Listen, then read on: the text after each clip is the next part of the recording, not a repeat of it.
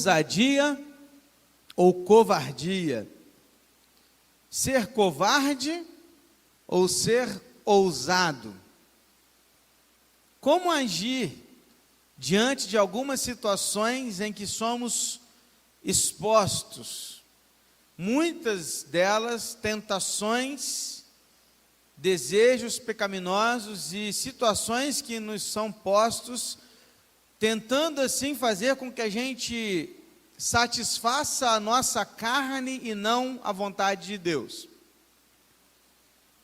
Diante de situações assim, seremos ousados em dizer não ao pecado, ou seremos covardes e diremos sim a ele? Hoje, vamos conhecer a história de três reis do reino do sul, Judá, e vamos ver as diferenças entre eles e como podemos aprender a partir de suas histórias. Semana passada, nós terminamos falando sobre Jeroboão, que era o rei do norte. Quero que depois daqui a umas semanas, você não vai se confundir mais com Jeroboão, Roboão, norte, sul, Judá, Israel, não quero mais. Você está aí já tendo acesso a isso ao tempo todo, não tem mais por que se confundir. Então, semana passada, nós estávamos falando do reino do norte. Está comigo? Reino do norte, o primeiro rei chamava Jeroboão. Falaremos agora um pouquinho mais do sul. Então, hoje, nós não vamos falar do norte, vamos pincelar algumas coisas, apenas de relacionamento, mas estaremos focados no reino do sul. E como já disse a você, nos próximos capítulos vai ser isso. Nós vamos falar um pouquinho do sul, um pouquinho do norte, um pouquinho do sul, um pouquinho do norte, e vamos passar aí pelos reis. Daí a nossa série chamada Checkmate, que são as quedas dos reis, o tempo inteiro um rei caindo, e você vai ver isso a partir de agora cada vez mais. Quero convidar você a abrir a sua Bíblia, no primeiro livro dos reis, capítulo 14, quero ler com você o finalzinho desse capítulo, começando no versículo 21, que é onde paramos os nossos estudos na semana passada. Primeiro livro dos reis, capítulo 14, nós vamos começar hoje no versículo 21, achou aí, está comigo? Diz amém. A palavra de Deus diz assim, 21 a 24, Roboão, filho de Salomão, reinou em Judá. Ele tinha 41 anos de idade quando começou a reinar, e reinou 17 anos em Jerusalém, na cidade que o Senhor havia escolhido de todas as tribos de Israel, para estabelecer ali o seu nome. A mãe de Roboão se chamava Naamá, e era amonita. Judá fez o que era mal aos olhos do Senhor, e com os pecados que cometeu, despertou o seu ciúme, ou zelo, mais do que seus pais haviam feito. Porque também os de Judá edificaram altos, estátuas, colunas e postes da deusa Azerá, sobre todas as colinas e debaixo de todas as árvores frondosas. Havia também na terra prostitutos cultuais. Fizeram segundo todas as coisas abomináveis das nações que o Senhor havia expulsado de diante dos filhos de Israel. Dá uma parada aí, irmãos. Nós vamos falar agora do primeiro rei do sul. E vamos ver um pouquinho de como que foi ruim o seu reinado. Antes, eu queria te mostrar uma imagem aí, no slide, que vai aparecer agora para você, que é essa daí. Essa imagem eu coloquei para você ter uma noção um pouquinho do que eram as sequências dos reis. Porque nós vamos falar desses três reis do sul agora aí, tá? Vamos lá. Tem uma linha vermelha no centro, dividindo parte sul e parte norte. Consegue ver? Então, a parte de baixo, ou seja, os três reis, os nomes dos três reis que estão embaixo, foram reis do sul, Judá. E os três reis que estão acima, foram reis do norte, Israel. Beleza? Lá em cima primeiro rei, está no cantinho assim, subindo assim, não sei se você está conseguindo ler daí. Primeiro rei, reinou por 22 anos e o nome dele foi Jeroboão. Essas datas que estão aí são datas aproximadas. Você vai entender depois por que não dá para cravar todas as datas. Eu vou explicar depois mais à frente isso. Mas, basicamente, essas datas aí nos dão uma noção. Então, o primeiro rei foi Jeroboão, que começou em 931 a 910 a.C., Reino do Norte, tá? O segundo rei, ou seja, quem sucedeu Jeroboão, nós ainda vamos ver essa história, é Nadab, seu filho. Ele é o segundo rei e ele vai reinar só por 2 anos. O terceiro rei do norte é Baasa, e ele vai reinar por 23 anos, lá no norte. Então nós estamos falando de um reinado que durou até 886 a.C., beleza? Está comigo? Isso aí depois vai estar lá no link, na descrição do vídeo no YouTube amanhã, para você que está aqui e para você que está assistindo, já está disponível aí, tá bom? Embaixo, ou seja, abaixo aí agora, você está vendo os 3 reis do sul, Judá. O primeiro rei reinou 17 anos, seu nome, Roboão, ou Reoboão, algumas versões trazem também esse nome, tá? Reinou de 931 a 913. O segundo rei, aqui essa imagem para mim ficou bem clara, mas ele reinou apenas por 3 anos, e o seu nome é Abias. E o terceiro rei do sul reinou por 41 anos, e o seu nome é Asa, ou seja, ele vai reinar até 870 a.C. Está comigo? Por que esse esqueminha? Porque eu acho muito legal você ter um esqueminha assim que te ajuda a olhar para a Bíblia e entender a sequência dos reis.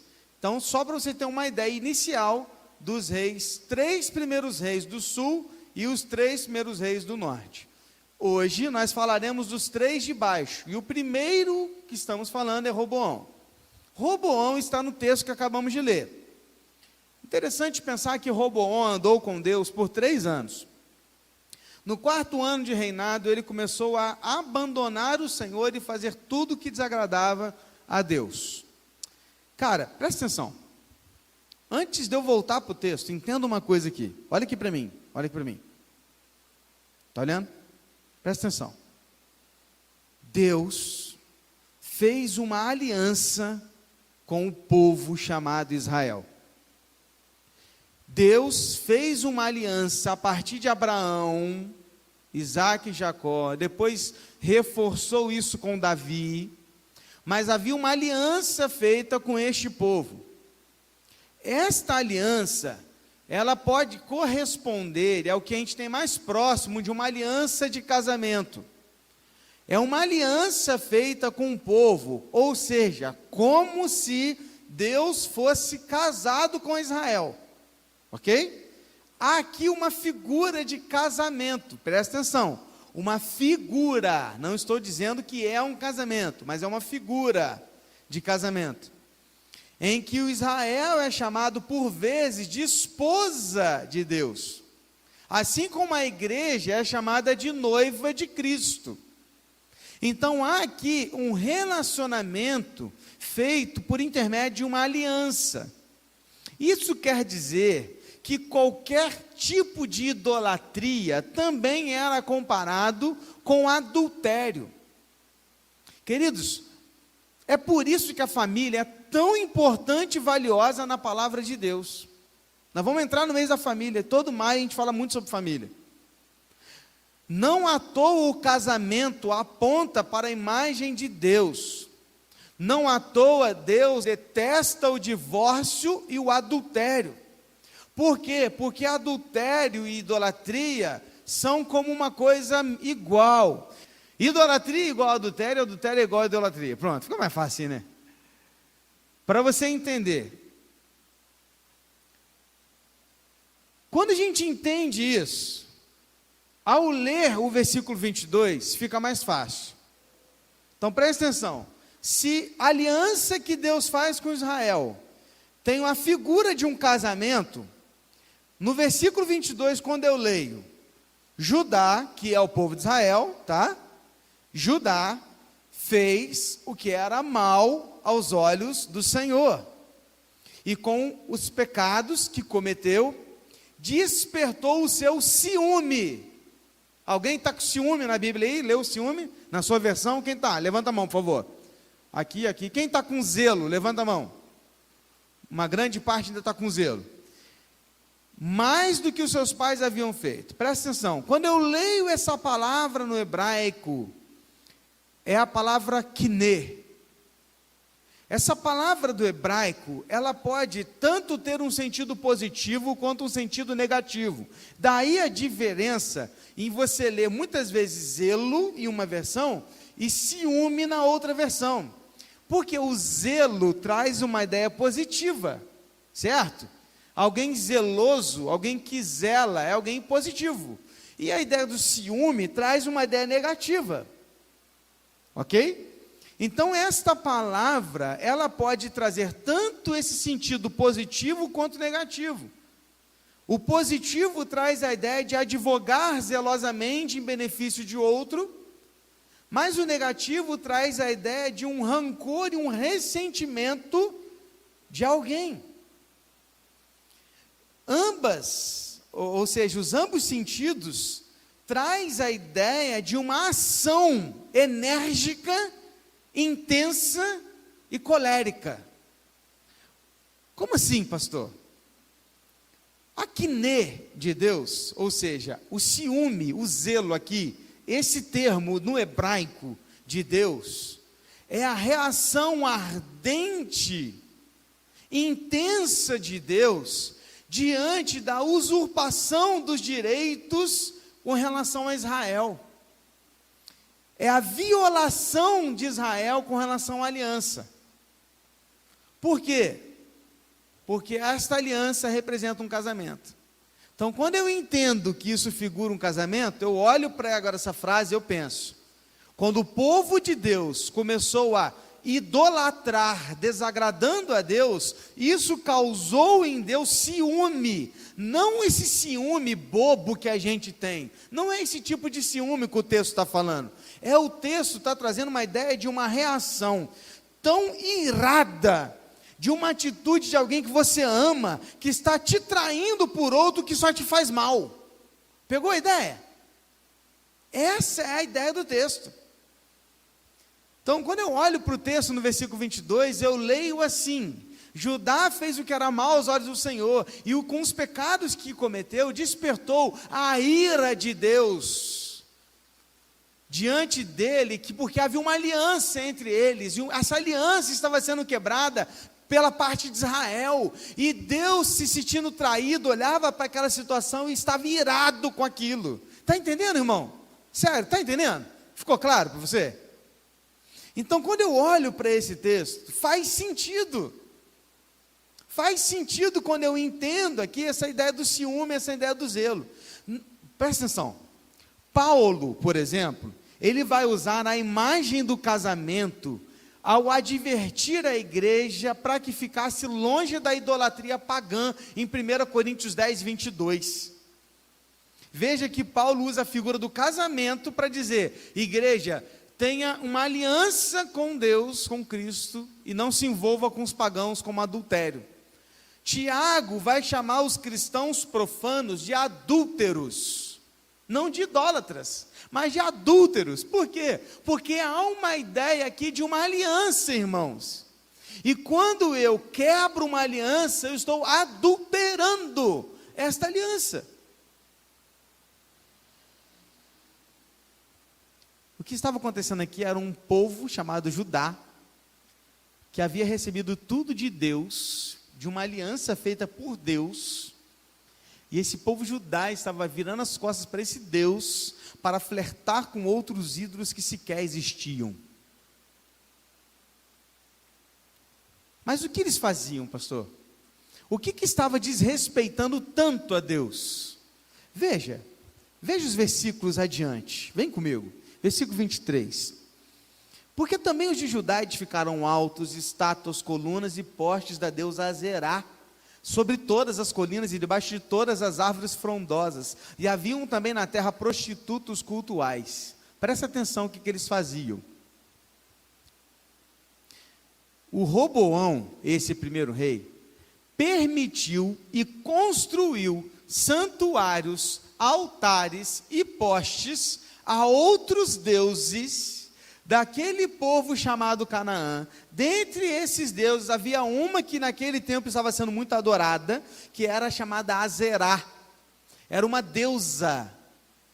Para você ter uma ideia do quão pesado, abominável era aquela prática, havia já no meio do povo de Judá prostitutos, homens, e prostitutas, chamadas sacerdotisas e sacerdotes cultuais, que tinham um relacionamento sexual com toda e qualquer pessoa que fosse nesses santuários, como se aquele relacionamento sexual fosse uma prática de adoração a Deus Azerá. Agora perceba, nós estamos falando do povo de Deus, nós estamos falando de Judá, queridos. Era algo abominável fazer isso. Meus irmãos, o sexo é algo puro e limpo para o casamento. Toda e qualquer prática sexual fora do casamento é abominação aos olhos de Deus. E o povo de Judá o que fazia? O povo de Judá não apenas idolatrava outros deuses com outros deuses, eles estavam literalmente adulterando-se, tanto no quesito idolatria, quanto no quesito sexual, naquele período. E Roboão, o primeiro rei, concordava com tudo. O povo de Judá não era mais uma luz para os gentios, mas havia se tornado uma escuridão. Sua luz estava apagada. Não havia mais luz. As trevas haviam invadido Judá. Sabe o que é mais triste? É quando a gente olha para a igreja de Cristo atual e não vê algo muito diferente disso. Uma igreja, e quando eu digo uma igreja, não estou falando da igreja Batista Betânia exclusivamente não, tá? A igreja de Cristo de forma geral, brincando com a sexualidade, flertando de uma forma tão imoral que dá nojo em alguns momentos. Nós que deveríamos ser luz, estamos muitas vezes mais apagados que as trevas do mundo. Esse povo, Judá, estava literalmente afundado na escuridão da idolatria. Aí o texto continua, vem comigo, 25 a 31. Aí olha o resultado disso.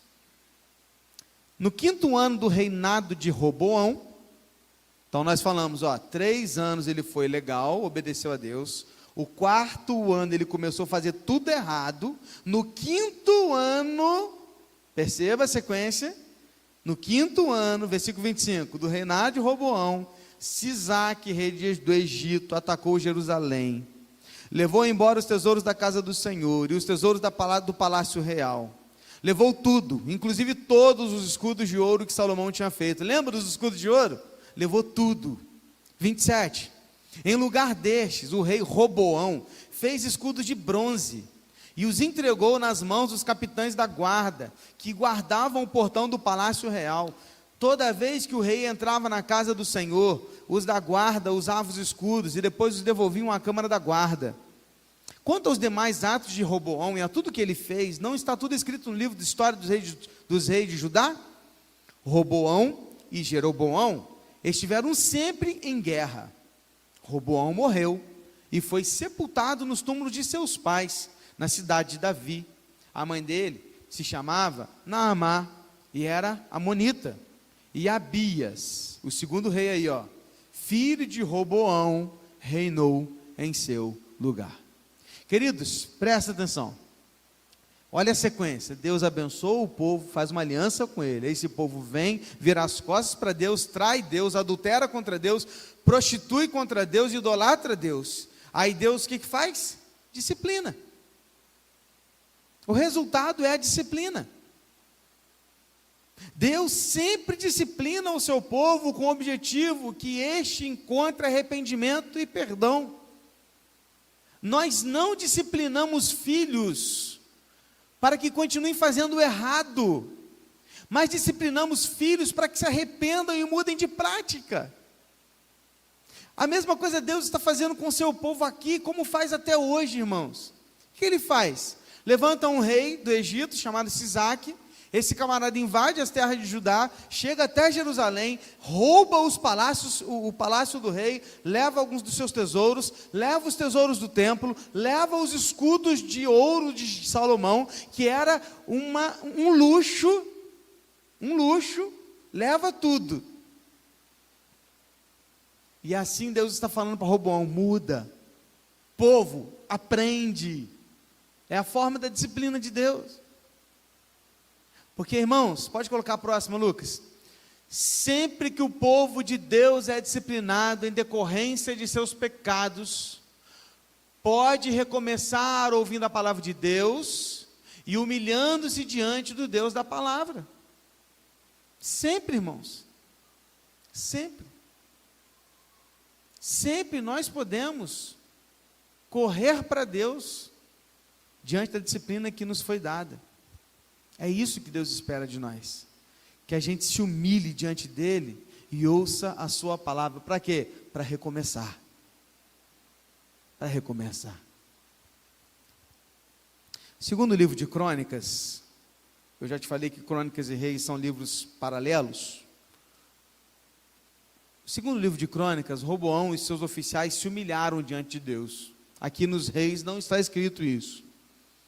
E com isso, Deus impediu Sisaque de destruir Jerusalém. Mas Judá ainda ficou sob o poder de Sisaque, pagando tributo a ele. Agora, o que mais me chama a atenção é isso, dos escudos. Quando ele perde os escudos de ouro, Roboão não tem dinheiro para fazer outros. O que ele faz?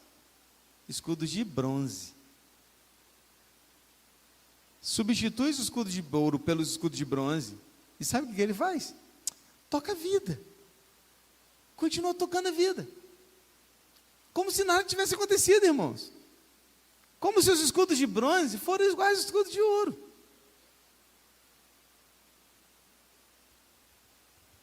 Há algo muito interessante aqui que nós precisamos aprender. É uma oportunidade, irmãos, de uma ilustração tão interessante que há aqui, de aprender. Primeiro, os escudos de ouro foram perdidos por causa do pecado. A religião substituta ficou no lugar da verdadeira. Então veja, o povo de Deus pecou e por isso perdeu a sua honra, perdeu os escudos de ouro. A religião que idolatrava outros deuses substituiu a religião verdadeira que olhava para o Deus único e verdadeiro. O que se aprende aqui? Pode colocar, Lucas. O que se aprende aqui é que a imitação é tão inferior à verdade como o latão é inferior ao ouro puro. Quantas vezes Deus está nos dando a oportunidade de viver uma vida de ouro, mas a gente joga fora, pega o latão, coloca no lugar e fala: que legal essa vida, top demais, toca a vida, continua que está tudo do jeito, tudo normal. Só que isso não passa de uma imitação tão inferior, que a gente só está perdendo. Porque o pior é saber que geralmente nós trocamos o ouro puro, chamado de comunhão com Deus, pelo latão barato do prazer momentâneo. Trocamos o eterno pelo passageiro, o verdadeiro pelo falso, o imenso pelo pequeno. E ainda assim achamos que temos a razão.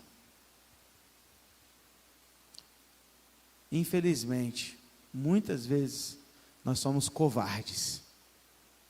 E o covarde é aquele que abre mão do ouro para ficar com o latão. abre mão da comunhão com Deus para ficar com qualquer coisa.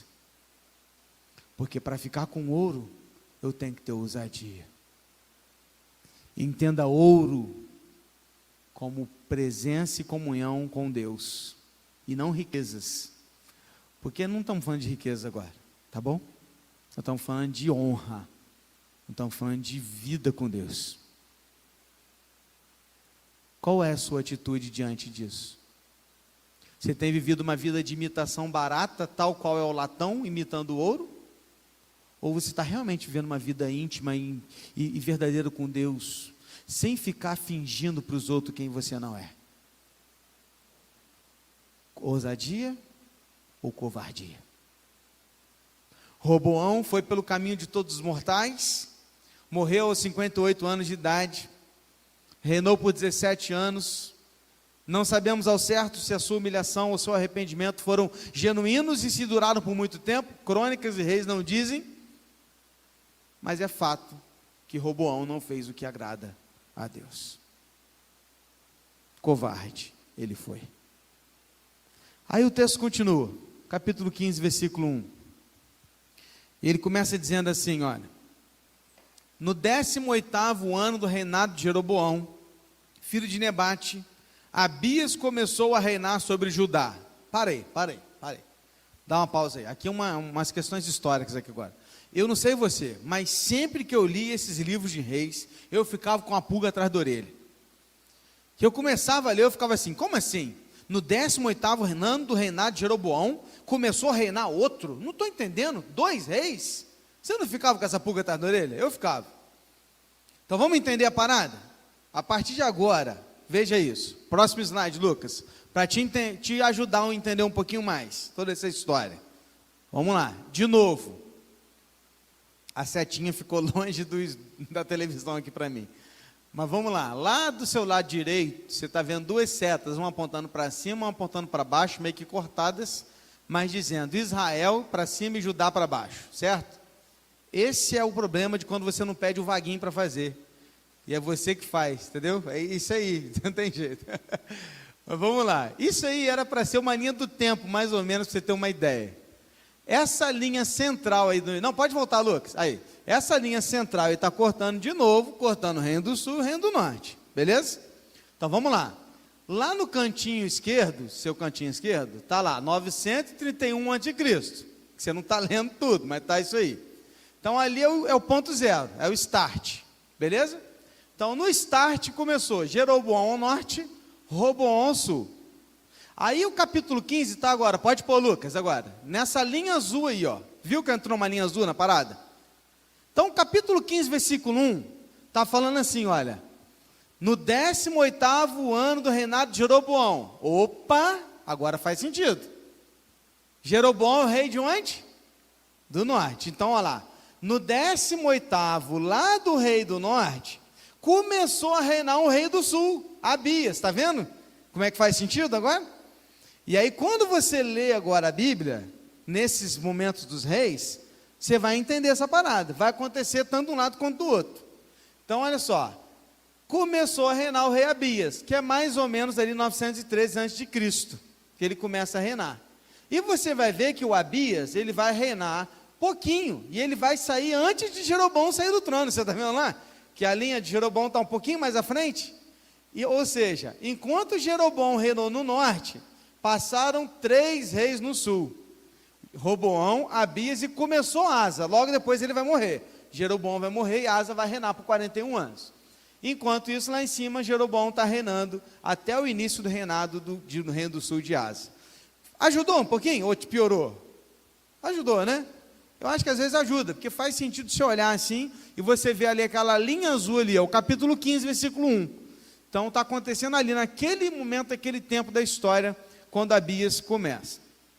Dito isso, entendido isso, vou reforçar 2 coisas para você. Primeiro, de novo, o livro dos reis e o livro dos crônicas são livros paralelos. Mas a gente vai depois estudar só o livro dos crônicas. Fica tranquilo, nós vamos voltar depois, rei por rei, olhando de novo pelo livro dos crônicas. O livro dos crônicas tem uma visão mais judaica, mais de Davi. E os reis, livro dos reis, tem uma visão mais panorâmica, mais geral de todos os reis, tá bom? Outra coisa é entender o seguinte: o reino do sul contava os anos diferente do reino do norte, para facilitar a vida, né? O reino do sul, ele contava, deixa eu pegar aqui para não confundir qual dos dois, ok. O reino do sul começava a contar assim, por exemplo, nós estamos em 27 de abril de 2022, então digamos que hoje começou a reinar o rei Ari, começou a reinar hoje, só que só vai começar a contar a partir de 1º de janeiro de 2023, entendeu a ideia?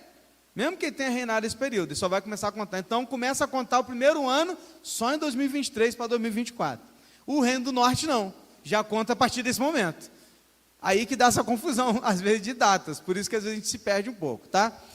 Isso aí é só para confundir um pouquinho mais sua cabeça, só, tá? Mas só para você lembrar disso, mas vamos lá, volta para o texto, vamos começar a ler de novo agora, porque você já entendeu essa parada, volta para o texto.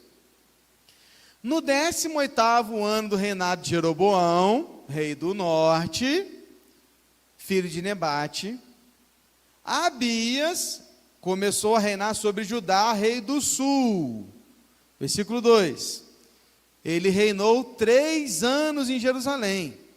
A mãe dele se chamava Maaca e era filha de Absalão. Abias andou em todos os pecados que seu pai havia cometido antes dele, e o seu coração não foi fiel ao Senhor seu Deus, como havia sido fiel o coração de Davi, seu pai. Mas, por amor a Davi, o Senhor, seu Deus, lhe deu uma lâmpada em Jerusalém, levantando seu filho depois dele e dando estabilidade a Jerusalém, porque Davi fez o que era reto aos olhos do Senhor e não se desviou em nada daquilo que o Senhor lhe havia ordenado em todos os dias da sua vida, a não ser no caso de Urias, o heteu. Versículo 6, Roboão e Jeroboão estiveram sempre em guerra. Quanto aos demais atos de Abias e a tudo que fez, não está tudo escrito no livro da história dos reis de Judá? Também houve guerra entre Abias e Jeroboão. Abias morreu, e eles o sepultaram na cidade de Davi, e Asa, seu filho, começou a reinar em seu lugar. Eu não sei você, mas chama muita atenção como que Deus continua abençoando Judá pela figura e pela pessoa de Davi. Cara, que fantástico isso, né? Eu fico pensando às vezes, quantas gerações adiante Deus abençoará a minha família por causa de mim? Você já pensou nisso?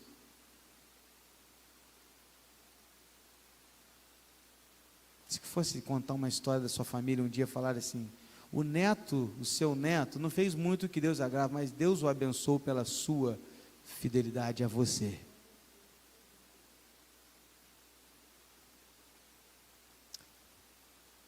Como é bom caminhar com Deus. Porque Deus, Ele nunca se esquece. Mesmo quando nós nos esquecemos. Abias, ele foi escolhido a dedo por Roboão para sucedê-lo. Abias era um homem de aptidão técnica. Ou seja, ele era bom administrador, bom governante, mas não tinha piedade. Reinou por apenas 3 anos. Abias era da linhagem de Davi. Abias era neto de Absalão. Absalão, filho de Davi. Tinha o sangue de Davi correndo nas veias, mas não tinha o coração de Davi batendo no seu peito. Uma pena. Abias manteve o estado de guerra contra Jeroboão e não fez o que Deus se agrada. Mas Abias teve 2 papéis importantes, em 2 aspectos diferentes. Primeiro, Abias teve muitos filhos, e isso ajudou a manter a linhagem de Davi. Beleza? Isso é bom. Segundo, ele fez um discurso caloroso contra Jeroboão, o rei do norte, diante de um exército que tinha 800.000 soldados, o dobro do dele. Então, presta atenção. Teve um momento da história, que não está aqui nos reis, está em crônicas, mas nós vamos estudar isso depois com mais calma, que Abias estava diante de Jeroboão, eles estavam em guerra, Jeroboão estava com 800 mil soldados do lado de lá, e Abias do lado de cá com 400 mil, metade dos soldados. E nesse momento Abias fez um discurso contra Jeroboão. Para resumir, o que se destacou no discurso dele? Primeiro, que ele lembrou a Jeroboão que os reis deveriam vir da linhagem de Davi. E aí ele já quebrou Jeroboão nesse sentido. Segundo, ele lembrou a Jeroboão que os sacerdotes deveriam ser da linhagem de Arão, o que o rei do norte não fazia. Você lembra disso? Lá era qualquer um. E ele lembrou ele, não é assim. Para ministrar no templo do Senhor tem que ser sacerdote levita, da linhagem de Arão. Terceiro, ele lembrou Jeroboão que o único templo autorizado para adoração a Deus estava em Jerusalém, e não aqueles templos que ele tinha lá em cima. E fechou dizendo, em quarto lugar, que se Israel lutasse contra Judá, eles, Israel, estariam lutando contra o próprio Deus, porque Judá, mesmo nos seus defeitos, estava do lado do templo e tentando fazer o certo. Era o que ele disse para Jeroboão. Enquanto ele pregava, o exército de Jeroboão fez isso aqui, metade veio para trás e fechou um sanduíche. Ficou 400 mil soldados de Jeroboão lá, 400 mil aqui, e no meio 400 mil de Judá. E nesse momento, Abias clamou a Deus, para que Deus os ajudasse, e Deus o atendeu. Os sacerdotes tocaram, os sacerdotes que estavam com ele ali, tocaram as trombetas, aquele chofar, aquele chifre grandão, e eles tocaram aquele chofar, e nesse momento, todos os soldados de Judá deram um brado muito forte, tal qual o brado contra Jericó, lembra? Tal qual o brado dos homens com Gideão, por exemplo. Eles deram um brado tão forte, e nesse dia, Deus deu a vitória para Judá, e mais da metade dos soldados de Israel morreram naquela batalha, ou seja, eles saíram com menos soldados que Judá, daquela batalha. Os soldados de Abias, do Reino do Sul, ainda conseguiram tomar uma cidade importante chamada Betel, e Deus fez isso para a glória do seu próprio nome, porque Abias não era considerado um bom rei, mas ele teve o seu papel, porque até pessoas, quando não estão fazendo o que Deus se agrada, Deus usa também essas pessoas. E aí vem uma outra lição que eu quero compartilhar com você, que está no próximo slide, que Deus usa pessoas imperfeitas para fazer a sua vontade, se elas confiarem no Senhor. Mesmo Abias não fazendo o que agradava a Deus, naquela hora ele confiou em Deus. Ele orou e confiou no Senhor, e Deus ouviu a sua oração. Ele foi ousado. Com ousadia, ele clamou a Deus e pregou a Jeroboão contra aquilo que ele fazia errado. E para aquela ousadia, ele foi abençoado por Deus. A pergunta é: você tem ousadia para pregar àqueles que estão ao seu redor, para que ouçam da tua boca que eles precisam de Cristo? Que eles precisam se arrepender dos seus pecados? Que eles precisam mudar a sua prática? Porque Abias, mesmo não sendo perfeito, fez isso. Porque a gente tem um negócio do seguinte, eu não sei você, mas a gente tem uma parada assim: como é que eu vou falar? Eu não sou nem perfeito, né? Você não pensa assim de vez em quando? Cara, eu sou errado demais, eu faço um monte de coisa errada. Nossa, eu erro demais, eu peco demais, meu pensamento é muito ruim, não posso. Presta atenção. Se Deus for esperar usar uma pessoa perfeita para falar sobre o Evangelho para outra pessoa, ninguém vai pregar. Porque não existem as tais. Todos nós somos pecadores. Mas mesmo sendo pessoas imperfeitas, Deus usa as nossas vidas, se confiarmos no Senhor. Amém? Confie nele e seja usado por ele para falar a pessoas que precisam ouvir da tua boca a verdade do Evangelho. Caminhando para o final, o último texto que leremos, e então vamos aprender com o terceiro e último rei. Capítulo 15, versículos de 9 a 24. Você pode voltar à tela passada, o Lucas, por favor? Aí. Olha o versículo 9. No 20º ano do reinado de Jeroboão, rei de Israel, Asa começou a reinar sobre Judá. Olha de novo a linha lá, ó. Asa, tá vendo lá? Eu não coloquei outra linha azul, dei mole. Mas olha lá, ó, na linha amarelinha lá de Asa, se você seguir reto, você vai ver que é o finalzinho do reinado de Jeroboão ao norte. Tá vendo?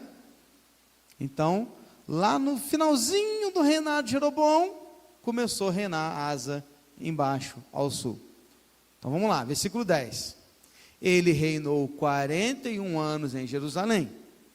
A mãe dele se chamava Maaca. Leia-se a avó dele, tá?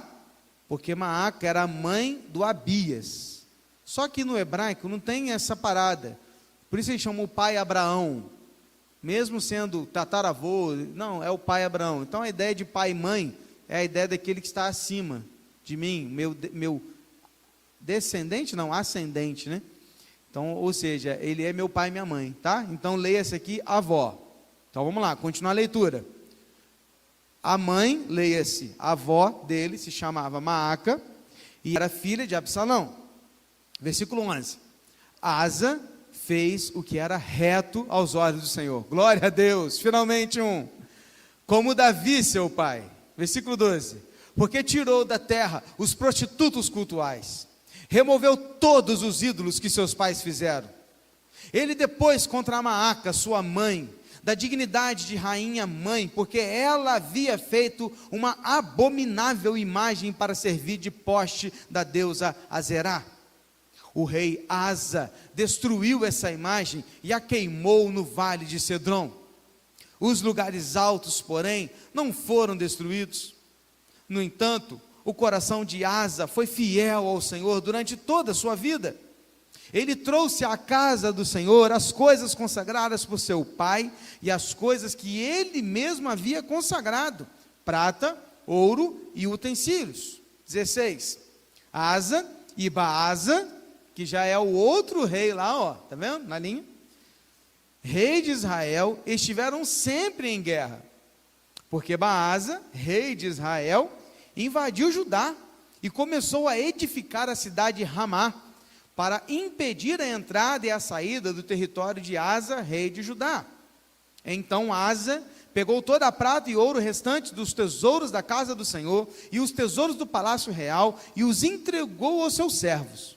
E o rei Asa os enviou a Ben-Hadad, filho de Tabrimon, filho de Rezion, rei da Síria, que morava em Damasco, dizendo, versículo 19, que haja uma aliança entre mim e você, como houve entre o meu pai e o seu pai. Eis que estou lhe enviando um presente, prata e ouro. Vá e anule a sua aliança com Baasa, rei de Israel, para que ele se retire do seu território. Ben-Hadad deu ouvidos ao rei Asa e enviou os capitães dos seus exércitos contra a cidade de Israel. Eles conquistaram Ijon, Dan, Abel-Bet, Maaca e toda a região de Quinerete, com toda a terra de Naftali. Quando Baasa soube disso, deixou de edificar Ramá e ficou em Tirza. Então o rei Asa fez apregoar por toda a região de Judá que todos, sem exceção, deviam ajudar a trazer de Ramá as pedras e as madeiras que Baasa havia usado para edificá-la. Com elas, o rei Asa edificou Geba, de Benjamim e Mispá. 23. Quanto aos demais atos de Asa, a todo o seu poder e tudo que fez as cidades que edificou, não está tudo escrito no livro das histórias dos reis de Judá? Porém, no tempo da sua velhice, foi atacado por uma doença nos pés. Asa morreu, foi sepultado na cidade de Davi, seu pai, e Josafá, seu filho, reinou em seu lugar. Viu? Cidade de Davi, seu pai. Davi não era o pai dele, mas era o pai por ser alguém mais acima. Asa foi um bom rei. Tentou fazer tudo que era certo aos olhos do Senhor.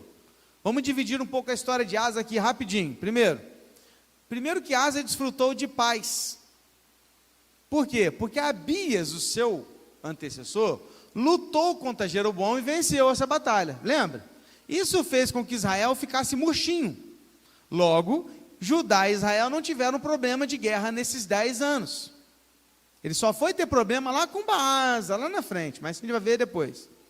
Então, nesse período de 10 anos, ele teve tempo para fazer o que era certo. Então, em todo esse período, o que ele fez? Ele reforçou seu exército e edificou cidades de defesa. Mas não apenas isso. O que ele fez também? Com muita coragem e ousadia, ele tratou do pecado na sua terra com severidade. O que ele fez, gente? Lembra lá dos prostitutos e das prostitutas dos santuários de Azerá? Lembra? Ele expulsou todos eles de Judá, quebrou todos os ídolos e todos os postes que tinham em Judá. Ele foi além disso, porque a sua avó, Maaca, a rainha lá, que tinha uma função de rainha, ela tinha um ídolo pessoal de Azerá, num dos quintais dela. E o rei Asa foi lá e arrancou aquele ídolo, queimou e jogou fora, e tirou o título dela de rainha. Ou seja, ele foi ousado para cortar na própria carne. Ele tirou na sua própria família o que havia de errado. Mais adiante, Asa convocou uma assembleia e, ao se reunir com o seu povo, ele fez o povo renovar a aliança com Deus. Olha que legal. Lembra do casamento? Lembra de renovar os votos? De vez em quando a gente faz isso, né? Renovar os votos. Então, era como uma renovação de votos. Fez o povo voltar-se para o Senhor e renovar os votos com o Senhor, porque eles haviam traído a Deus. Ele fez isso, e não apenas o povo de Judá se compareceu, mas até outros povos do norte compareceram para essa assembleia. Tendo feito isso, ele edificou a Deus todos os presentes que ele tinha recebido das guerras, e ele fez novos sacrifícios ao Senhor. Porém, no final da sua vida ele vacilou. Quando foi atacado por Baasa, lá aquele outro rei lá de cima, lá, ó, ele vai ser atacado por Baasa. O que Baasa vai fazer? Ele vai atacar Judá e ele vai começar a construir uma fortaleza protegendo o seu povo de Judá, numa cidade chamada Damasco. E aí o que o rei Asa vai fazer? O que ele deveria fazer? Procurar Deus, ir ao Senhor e falar: Senhor, estou com um problema, preciso que o Senhor me ajude. Mas não, o que ele fez? Ele foi lá tentar resolver com as suas próprias mãos. Pegou todo o seu tesouro, levou para o rei de Damasco, deu para o rei e falou assim: quero te dar de presente, para que você não permita que Baasa faça a fortaleza aí, mas que você faça uma aliança comigo. Ele aceitou, tirou Baasa de cena, fez uma aliança com Asa no sul. Só que isso não era o que Deus queria que ele fizesse. Ele tirou os tesouros do templo, tirou os tesouros do palácio, para dar para aquele rei pagão. Por esta razão, Asa não foi 100% aquele rei que agradou a Deus. Mas no finalzinho da sua vida ele vacilou. O que houve com ele? Uma doença nos pés, não sei dizer qual tipo, mas que lhe trouxe muitas dores e sofrimento.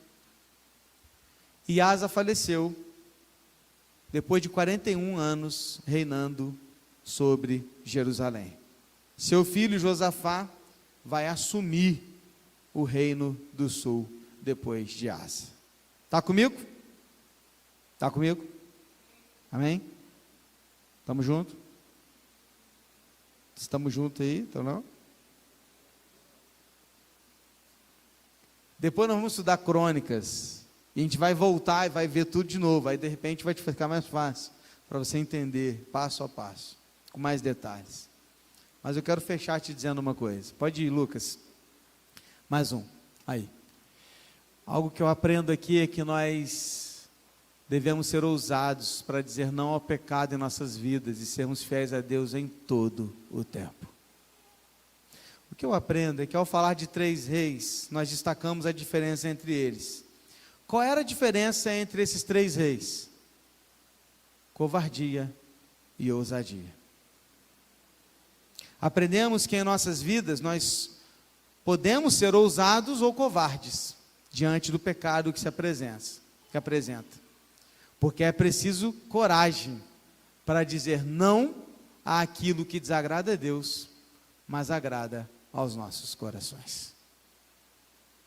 Ou você tem ousadia e coragem para dizer não, ou você vira um covarde e aceita. Politicamente correto, você aceita o pecado na sua vida, ao seu redor, e você simplesmente vive como se nada tivesse acontecendo. Você escolhe o escudo de bronze, de latão, ao invés do escudo de ouro do Senhor. Que tipo de atitude você vai ter? Asa teve coragem e ousadia para chegar na sua avó e falar: você está errada. Rapaz, tem moral? Ir lá na casa dela e falar: ó, isso aqui não. E você não vai ser mais rainha mãe agora. Por quê? Porque você está desagradando a Deus.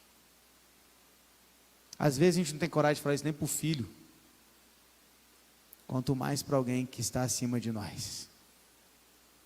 A pergunta é: você vai ter coragem ou ousadia, ou você vai continuar um covarde diante dos pecados que estão diante de você, na sua vida, na sua frente? Qual é a sua escolha?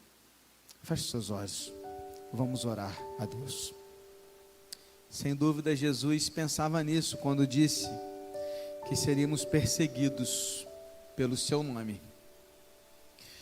Porque quando assumimos uma vida ao lado de Cristo, somos convidados a carregar a nossa cruz, negar a nós mesmos e segui-lo.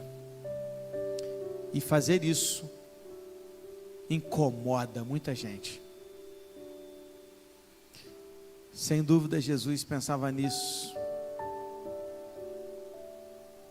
porque preciso ter coragem. É preciso ter coragem para tomar a cruz, negar a si mesmo e seguir a Jesus. Diante desse convite, nós temos 2 opções. Ou a gente faz igual o rico, jovem rico, e fala: não, para mim não dá, quero voltar para os meus prazeres. Ou a gente faz igual Pedro: Senhor, para onde irei, se só tu tens palavras de vida eterna? Qual é a sua resposta hoje?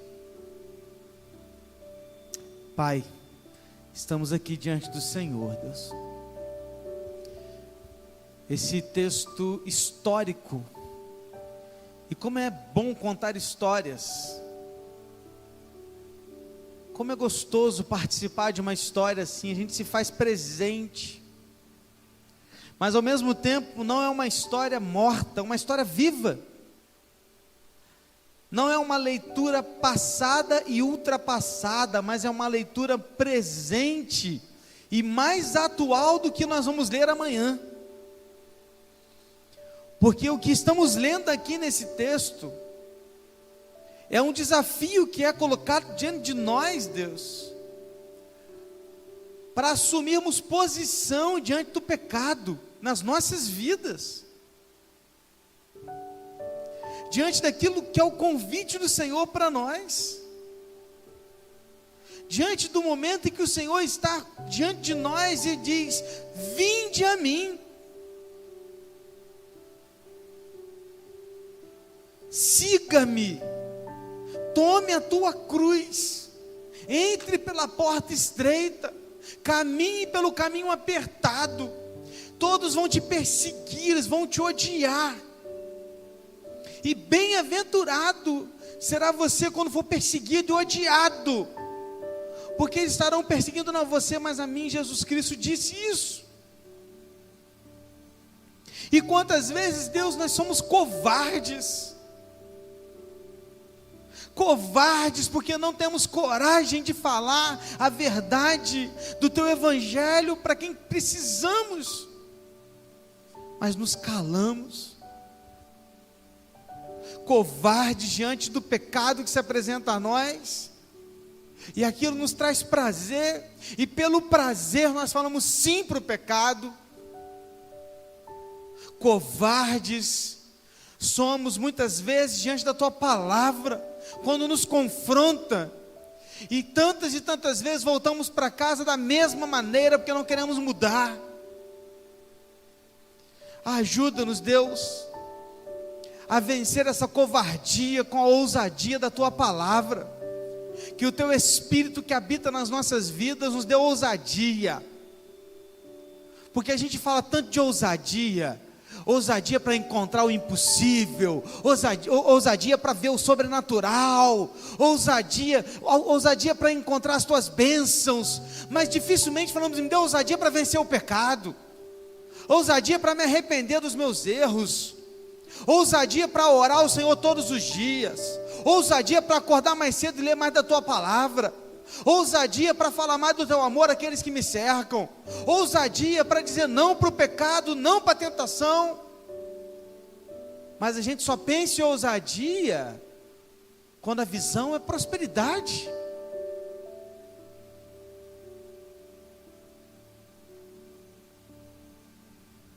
Nos dê ousadia, Deus, para como esse rei Asa, olhar para dentro da sua casa e falar, não, aqui não vai viver assim, nós vamos mudar essa prática, aqui nós vamos fazer diferente, nós vamos servir o Senhor.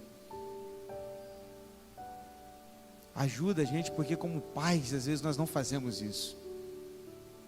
Ajuda, Deus, a gente. Não nos permita trocar o ouro da tua presença pelo latão do pecado. Não nos permita trocar, Deus, o ouro da comunhão com o Senhor pelo latão de ver uma vida distante de Ti. Não nos permita trocar uma eternidade com o Senhor por uma vida passageira e medíocre. Não nos permita trocar algo tão imenso por algo tão pequeno. Não nos permita, Deus. Não nos permita, por favor. Mas nos dê ousadia para escolher o Senhor. Mesmo quando todo mundo estiver indo para o lado contrário. Por favor, Deus, nos ajude. E agora que o amor de Deus, o Pai, a graça salvadora do nosso Senhor e Salvador Jesus Cristo, a comunhão e a consolação que somente o Santo Espírito de Deus pode trazer às nossas almas, esteja com todo o povo de Deus espalhado na face da terra, mas em muito particular com o teu povo ousado e corajoso aqui neste lugar, agora e para todos os sempre. Amém, Senhor. Amém, querido? Que Deus assim nos abençoe e a gente possa voltar para casa com mais ousadia para vencer o pecado, em nome de Jesus. Estamos encerrando o culto dessa noite, uma oração silenciosa. Nós encerramos o culto. Deus abençoe.